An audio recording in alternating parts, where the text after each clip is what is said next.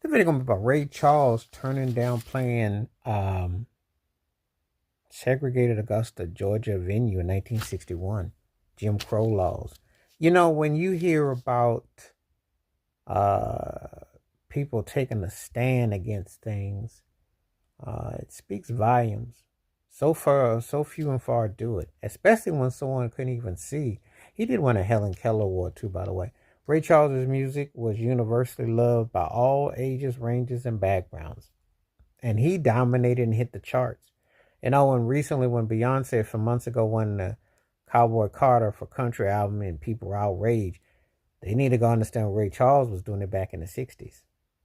I Just Can't Stop Loving You was a big country hit. He crossed over Georgia. His songs were played on every kind of radio station you could imagine, as the man played every kind of music you could imagine, incorporating all kinds of styles. He was the father of soul music. He was the guy that was the innovator, and he propelled. But he also stood for human rights. In 1979, Georgia issued an apology for a stance he took. He was not going to succumb to Jim Crow laws. You see, when recently when Trump put those black statues in parks on the Rose Garden and whatnot, and acknowledged people, should have acknowledged Ray Charles. As a matter of fact, Ray Charles was very much split political, but he was about principle.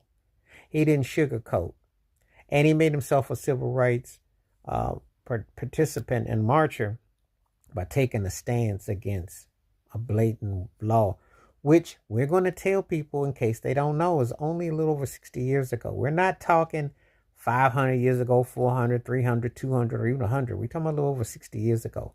That's still pretty fresh in minds when you went to Augusta, Georgia, and they would openly have Jim Crow laws and segregate the audiences. And that man was not going to stand for it.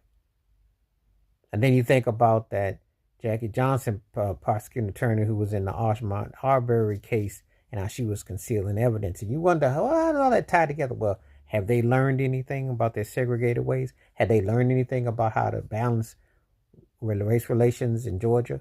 Because it's very telling. Very telling. But anyway,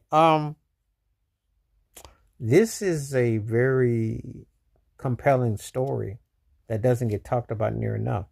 You hear about artists talking about what they stand for, what they based on, but very few put their money where their mouth is. That man was willing to sacrifice and pay fines and pay his money because he didn't want his audience to be segregated and separated. And I commend him for that. So, Ray Charles turning down segregated concert venues in 1961 is a big